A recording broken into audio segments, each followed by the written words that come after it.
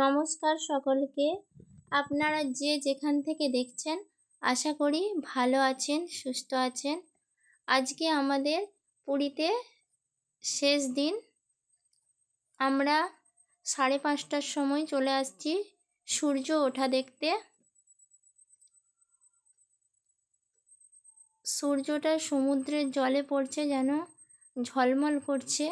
কি সুন্দর শান্ত নিরিবিলি পরিবেশ। আর এখানে অনেকে স্নান করছে।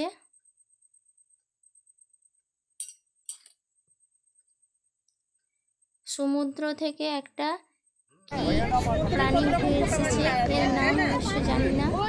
বাইরে বার করলে এটা ছোট হয়ে যাচ্ছে। তারপরে আমরা চলে আসছি খাজা কিনতে গঙ্গারাম সুইটসে।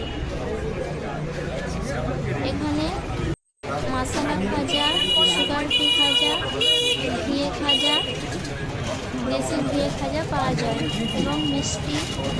আর এখানে মিষ্টি খুব ভালো, আর খাজাও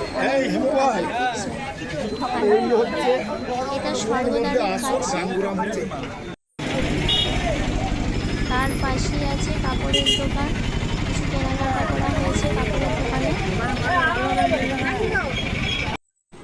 রুমে আসতেই দেখি কতগুলো বাঁদর এখানে ছোটাছুটি করছে।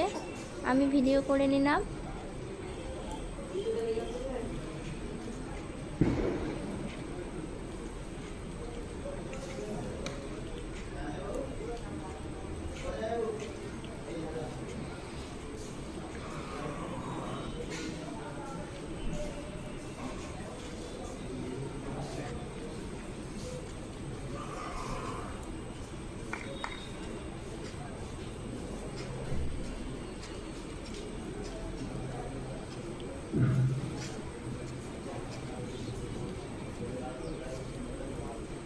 কিছু খাওয়া দাওয়া করে আমরা বেরিয়ে পড়ব কোণার্কের সূর্য মন্দির আর রামচণ্ডী মন্দির। ওখানে সমুদ্র আছে।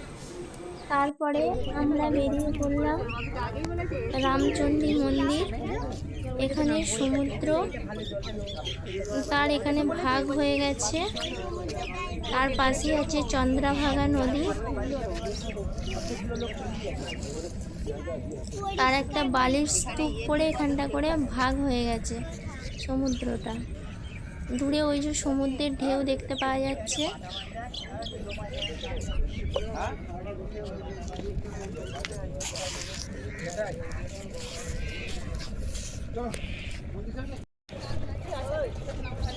সমুদ্রের ওই পার্কে যেতে গেলে আমরা এই ছোট ছোট যে বোটগুলো আছে, বোটে করে আমরা যেতে পারি।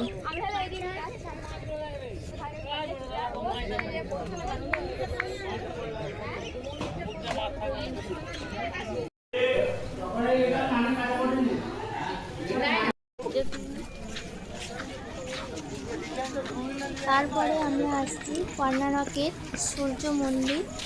সূর্য মন্দিরটি দেখতে রথের মতো। সূর্যদেবের যেমন রথ সেরকম রথের মতো চাকা আছে। রথের যেমন চাকা থাকে সেরকম চাকা আছে।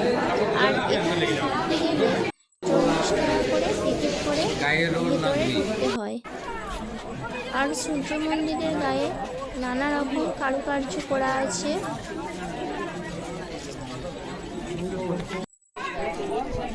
রথের চাকা যেমন থাকে সেরকম সূর্য মন্দিরের গায়েতে রথের চাকা আছে। এখানে কোনো ঠাকুর নেই। ব্লগটা শেষ করছি।